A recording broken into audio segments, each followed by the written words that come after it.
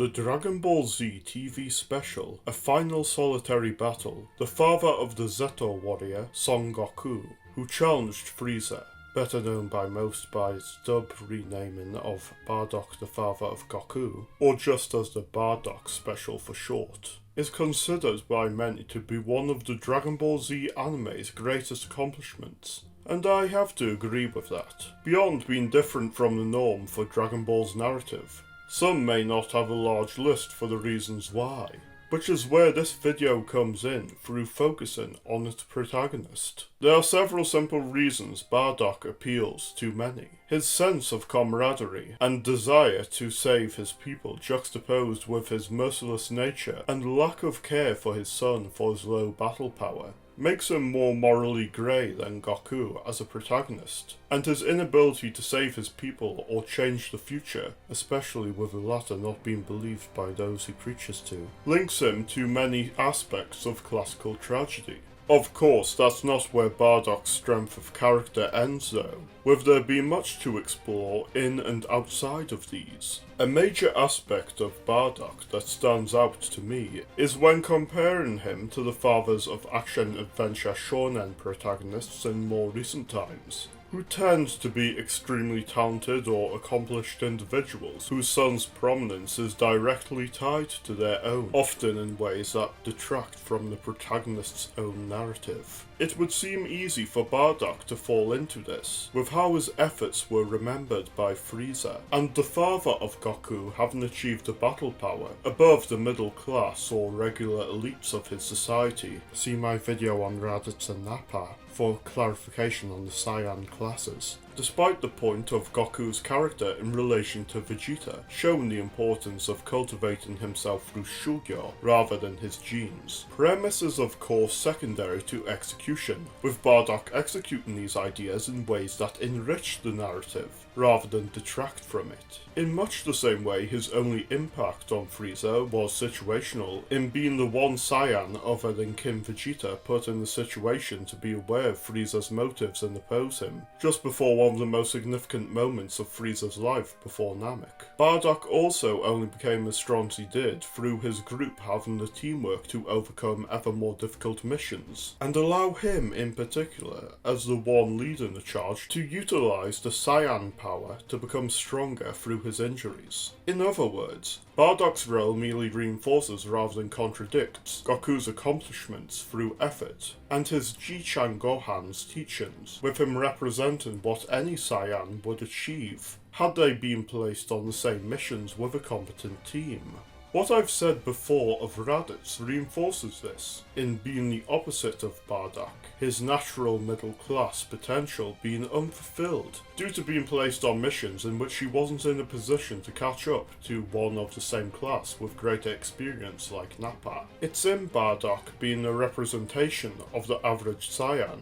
that his characterization and ideals shine. His lack of interest in Kakaroto for his battle power of 2, and never having an epiphany on the crimes his species has committed while having strong bonds with his team, presents a Saiyan's values being on what is strong or weak, as well as the bonds created through battle, as with many ancient warrior civilizations that inspired their concept, of which had been implied and would later be explicitly stated, in familial ties being irrelevant to Saiyans. This makes Bardock a more unique character than if he were to have sympathy for his family or other species. And yes, we'll get to that. By the end, he trusts the visions enough to place his hopes in his son out of necessity, and perhaps acknowledging that the different path Goku would walk from the rest of his species would be what would make him the one to do what seemed impossible, much as with Vegeta placing his hopes in Goku on Namek, as well as the Budo mindset instilled in Goku due to this, helping him cultivate the Ki and S cells necessary to become the Super Saiyan. Bardock's visions that help drive the plot at certain points are also very well handled. It would be easy for a character seeing the future to become a poor plot convenience or inconsistency, with some even criticising Why did the Knassans not do anything when they could see the future? Or why did Bardock stay on planet Vegeta when he saw it explode? I'm honestly not sure why the first point even needs elaboration when what we're shown of the visions are random jumps to future events, without strong connectivity. And it's not as if we are shown the Knassans to be capable of space travel, to escape if so. This also leads into what makes Bardock a tragic character, as his pride along with a lack of understanding in why Frieza would betray them, preventing him from diverging from the future he's shown, and being doomed not to be believed when becoming aware of their truth. This is combined with a Saiyan's warrior pride, having him decide making a useless effort to change things even slightly, when it's apparent his peers cannot be convinced, and this being seen as preferable to fleeing in disgrace, which, with his injuries, would most likely result in him dying meaninglessly in some far-off world. It's futility in Bardock's actions that ironically make his story stand out, in being someone whose experiences would have made him spectacular, yet was trapped by the circumstances of his time, to have no impact on his species or the universe's wider history, beyond his son. Unfortunately, like with most successful works, Bardock's story was one followed up by vapid cash grabs that missed the entire point of his character and story. Leaving aside some video games giving him more relevance than he should have, the first major mishandling of his character was in the episode of Bardock's spin-off, where not only can someone of Frieza's level cause space-time distortions with their ki attacks for whatever reason, but Bardock is suddenly capable of going Super Saiyan, and is retconned into being the one to start the legend. This trend was doubled down on by Toriyama himself, with Minus turning Bardock into a violent Jor-El, and completely cheapening Goku's origins and character arc within the Saiyan and Frieza arcs as a result. Things continue in a downward path in Bardock's appearances in Super, with his death in the Broly film being a direct contradiction of his appearance and placement in the manga.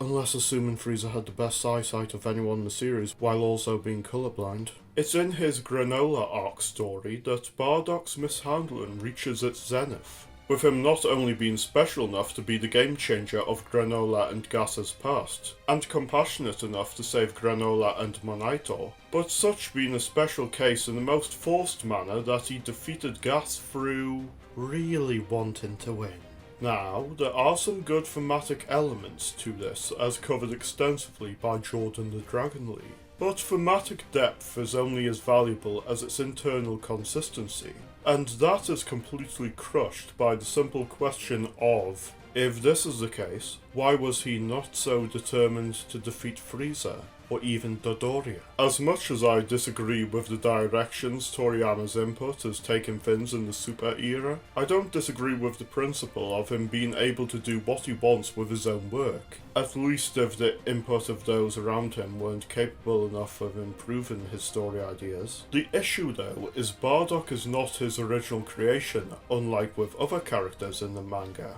Toriyama made his original design, but the story behind it was entirely the work of Koyama Takao, with Toriyama going as far as to admit Koyama's Bardock brought more depth to the story than Toriyama would have accomplished. And it's not as though Toriyama was being polite when he's being very blunt about additions to the anime he didn't like. In completely ignoring what he admitted to be the superior version for his own take on the character, Toriyama created a by default inferior copy that misses the point of what made Bardock appealing, in a mistake far more egregious than had he mischaracterized the character of purely his story, as he often does now. Despite the problems of Bardock's modern rewrite, it's a testament to his characterization that most fans consider Koyama's Bardock the definitive one, and one of Dragon Ball's most innovative characters outside the main cast. Thank you if haven't watched through this video. See this playlist for my previous Dragon Ball analyses, and feel free to request a topic for a future video.